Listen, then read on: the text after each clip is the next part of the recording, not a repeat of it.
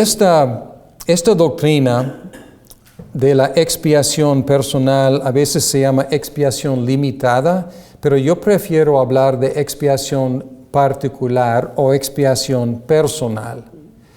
Porque cuando hablamos de expiación limitada, tenemos que reconocer que tanto el arminianismo como el calvinismo tienen una expiación limitada, pero limitada en diferentes sentidos. En el calvinismo, el diseño de la expiación de la muerte de Cristo es limitado a los elegidos. En el arminianismo, la muerte de Cristo es limitada en su poder. Porque lo que el arminianismo dice es que la muerte de Cristo no salva a nadie,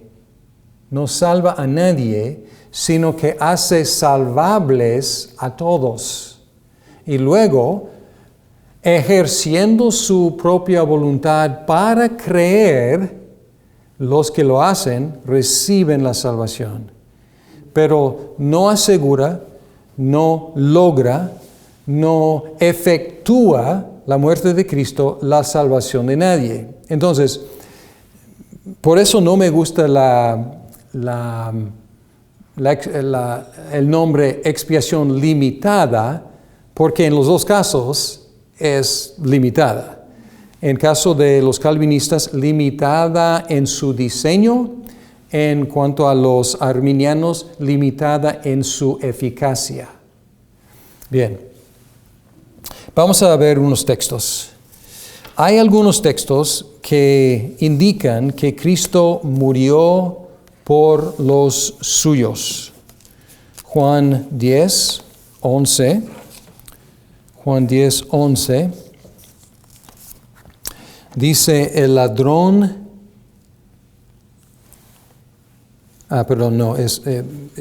Es 11, no 10. 10, 11, Cristo dice, yo soy el buen pastor da su vida por las ovejas. Y luego en 15, dice, de igual manera que el Padre me conoce y yo conozco al Padre y doy mi vida por las ovejas. Y cuando leemos quiénes son las ovejas, encontramos que las ovejas son los que reconocen la voz del pastor y lo siguen.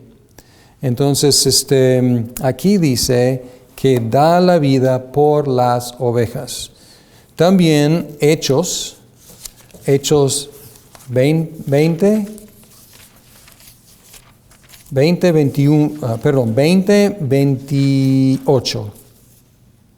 Hechos 20, 28. Aquí dice, tened cuidado de vosotros y de toda la grey, en medio de la cual el Espíritu Santo os ha hecho obispos para pastorear la iglesia de Dios, la cual Él compró con su propia sangre. Entonces aquí utiliza palabra objetiva.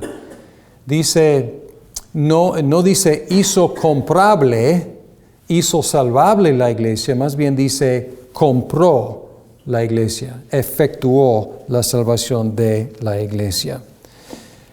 Otra vez, Efesios, muchas veces no pensamos en este texto como un texto acerca de la expiación. Es un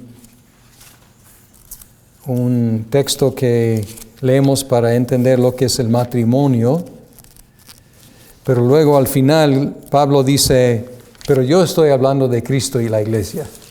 Efesios 5, 25 al 27.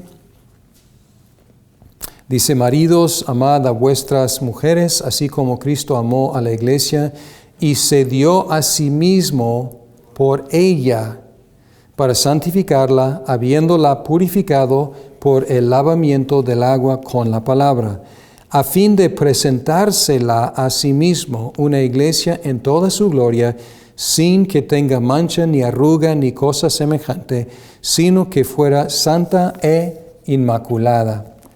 Y aquí dice que Él se dio a sí mismo por ella, y luego habla de todos los beneficios que ella, la iglesia, tiene por el hecho de que Él se dio por ella. Podemos ver Mateo 1:21. Mateo 1:21.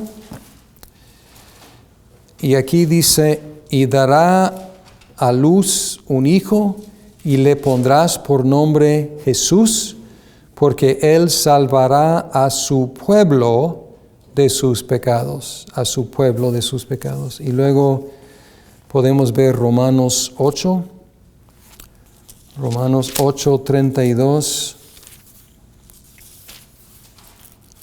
al 35. Dice, el que no eximió ni a su propio Hijo, sino que lo entregó por todos nosotros, ¿cómo no nos concederá también con Él todas las cosas? ¿Quién acusará a los escogidos de Dios? Dios es el que justifica. ¿Quién es el que condena? Cristo Jesús es el que murió, sí, más aún, el que resucitó, el que además está a la diestra de Dios, el que también intercede por nosotros. ¿Quién nos separará del amor de Cristo? ¿Tribulación, o angustia, o persecución, o hambre, o desnudez, o peligro, o espada? Y pues podemos seguir leyendo. Tal como está escrito, por causa tuya somos puestos a muerte todo el día, somos considerados como ovejas para el matadero, pero en todas estas cosas somos más que vencedores por medio de aquel que nos amó. Porque estoy convencido de que ni la muerte, ni la vida, ni ángeles, ni principados, ni lo presente, ni lo porvenir, ni los poderes, ni lo alto, ni lo profundo, ni ninguna otra cosa creada nos podrá separar del amor de Dios que es en Cristo Jesús, Señor nuestro. ¿De quiénes está hablando? Pues está hablando de los creyentes. Y dice en el 32 que Él se entregó por todos nosotros. Y si seguimos leyendo, ¿quiénes son los nosotros? Pues está hablando de los creyentes en Cristo que tienen todos estos beneficios. Bien, estos son por un lado. Ahora, esta es la tarea de la teología sistemática, porque con estos textos podemos decir que Cristo murió por los suyos, murió por las ovejas que Dios le había dado, murió por la iglesia, murió por su pueblo. Diferentes maneras de decir lo mismo. Pero hay textos que dicen que Cristo murió por el mundo o por todos los hombres. Por ejemplo, Juan 1:29. Juan 1:29.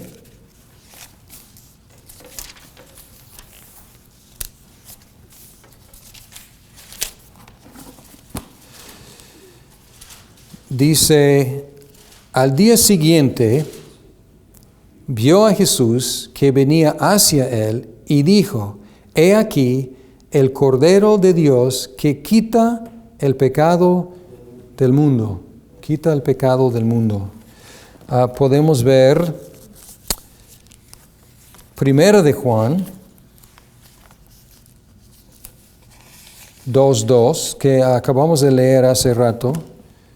Primera de Juan 2:2. Y este es uno de los más fuertes.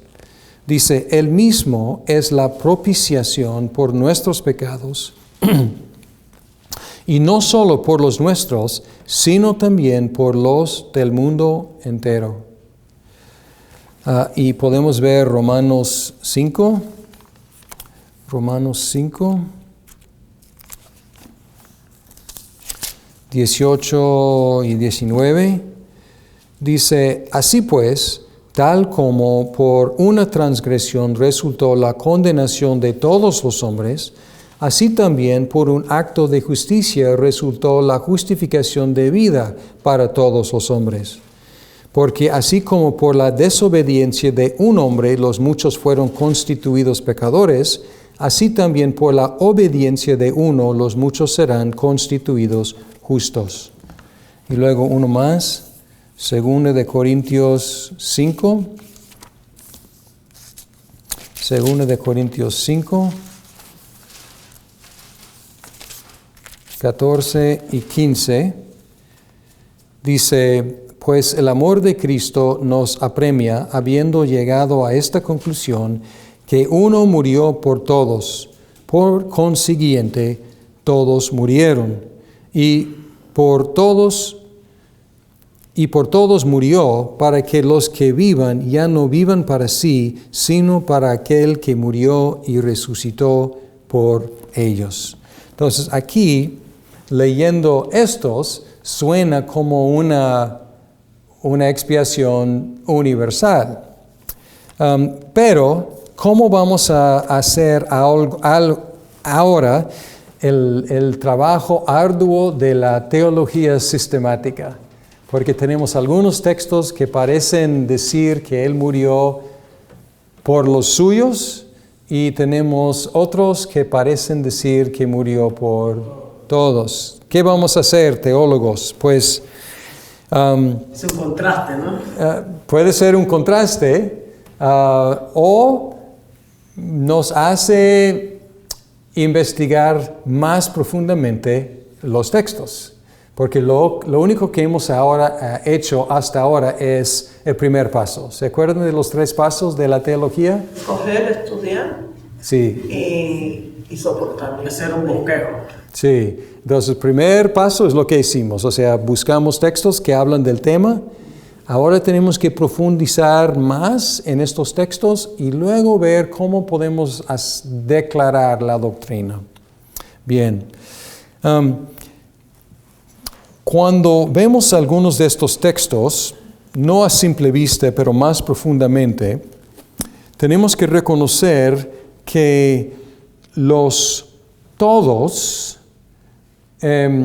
son en el contexto limitados a cierto grupo. Por ejemplo, si leo otra vez 2 de Corintios 5, 14 y 15, dice, pues el amor de Cristo nos apremia, habiendo llegado a esta conclusión, que uno murió por todos, por consiguiente todos murieron. Y por todos murió para que los que viven ya no vivan para sí, sino para aquel que murió y resucitó por ellos.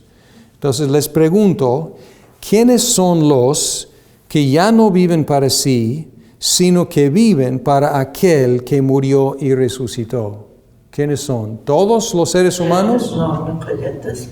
Sí. Entonces, el contexto mismo, si leemos otra vez, encontramos que Él está hablando de todos, ¿qué? Los que creen. Todos los creyentes, ¿ok? Entonces, este texto, pues, en el contexto, no está hablando de todos los seres humanos sin distinción, pero está hablando de todos ¿Cuál los... es ese versículo? Esto es 2 de Corintios 5, 14 y 15. 14 y 15. Entonces, igual, si regresamos a Romanos 5, 18 y 19, dice que, así pues, tal como por una transgresión resultó la condenación de todos los hombres, así también por un acto de justicia resultó la justificación de vida para todos los hombres. Porque así como por la desobediencia de un hombre los muchos fueron constituidos pecadores, así también por la obediencia de uno los muchos serán constituidos justos. Los muchos, claro que Cambió de todos a muchos. Interesante, cambió de todos a muchos. Y aun cuando vemos los todos, en el contexto estamos viendo que Adán representó a los suyos y Cristo representa a los suyos. Entonces, no es hacer violencia al texto, decir o leer pensando, así pues, tal como por la transgresión resultó la condenación de todos los hombres, es decir, todos los hombres representados por Adán, así también por un acto de justicia resultó la justificación de vida para todos los hombres representados por Cristo. Y si extendemos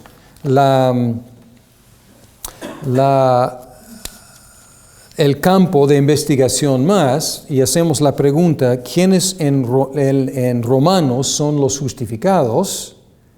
Pues si regresamos a capítulo 3, encontramos que los justificados son los que creen en Jesucristo.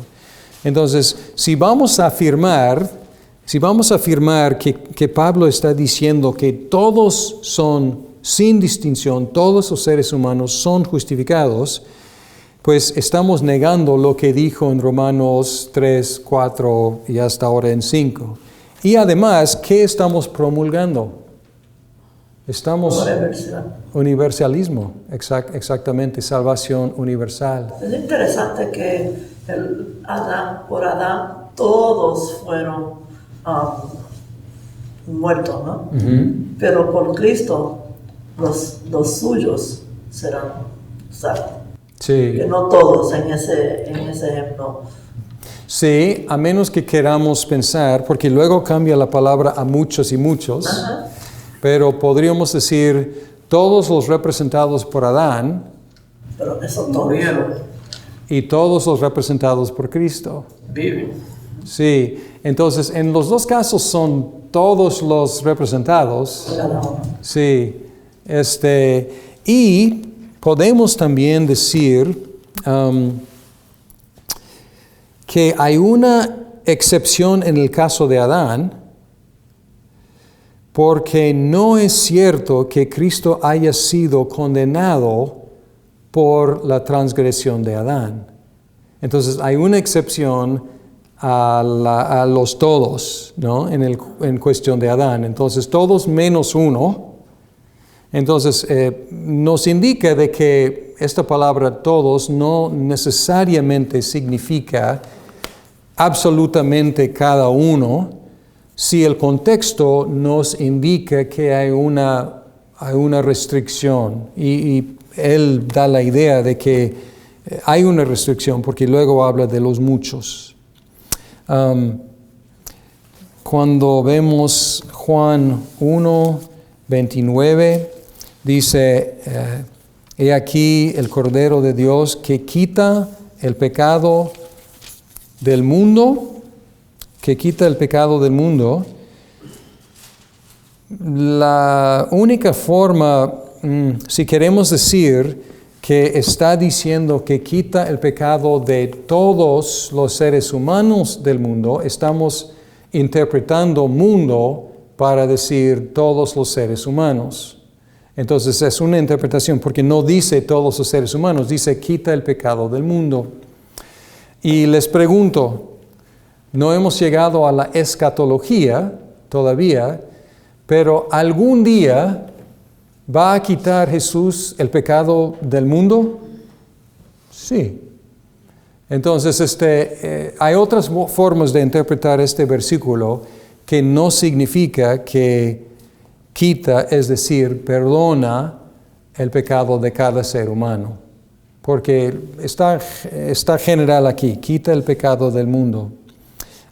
Y otra vez, si un arminiano quiere decir que esto quiere decir que quita el pecado de cada ser humano, ya ha caído en ¿qué? Universalismo. Y entonces ha demostrado demasiado, ha ido mucho más allá de lo que quiso demostrar. Una de las más difíciles, digamos, de entender en una forma calvinista es Juan 2.2, primero de Juan 2.2, que acabo de leer. El mismo es la propiciación por nuestros pecados. Entonces está hablando de lo que dijimos, está hablando de algo objetivo, objetivo. Y dice, no solo por los nuestros, sino también por los del mundo entero. Entonces, esto suena más fuerte porque está hablando no como en general que quita el pecado del mundo, cosa que algún día en su regreso Jesús va a hacer, va a eliminar el pecado del mundo y podríamos verlo en esa forma, pero aquí está hablando específicamente de la propiciación por nuestros pecados y no solo por los nuestros, sino también por los del mundo entero. Entonces, ¿cómo vamos a interpretar este texto en su contexto? Les pregunto, ¿fue Juan un universalista en su carta, esta carta primera de Juan?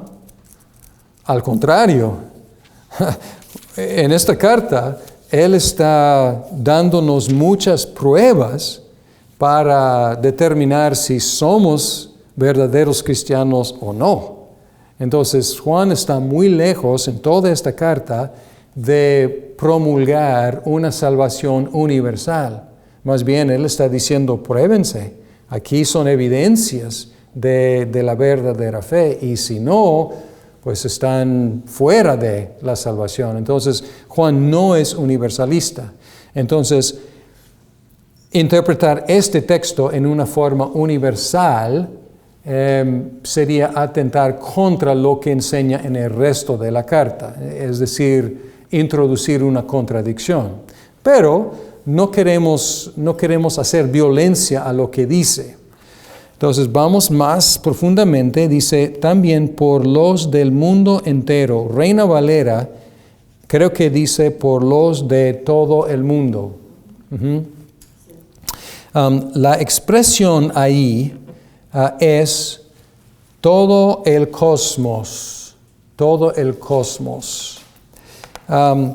Entonces, me gusta, yo creo que todo el mundo está bien, pero todo el mundo en español es un dicho que quiere decir todas las personas. Cuando decimos todo el mundo, decimos todas las personas.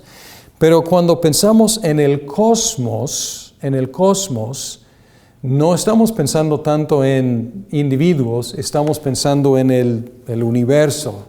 Entonces, leerlo así ahora va más de acuerdo con lo que estamos sospechando acerca de lo que dice Juan 1:29, que quita el pecado del cosmos, quita el pecado del mundo. Y aquí Él hizo propiciación no solo por nuestros pecados, sino también por los de todo el cosmos, de todo el cosmos. Todavía es difícil porque es difícil entender cómo hizo propiciación por el cosmos, porque propiciación es una palabra muy personal, como ya vimos en nuestro repaso de todo esto. Es una palabra muy personal. Entonces, admito que este texto presenta un gran reto para los teólogos, pero a menos que queremos afirmar el universalismo, no podemos decir que Él realmente propició a Dios por cada ser humano, porque si lo hizo, pues cada ser humano pues es salvo ante Dios. Bien, entonces, ¿qué estamos diciendo? Tenemos que observar las restricciones que el mismo contexto indica cuando encontramos la palabra todo.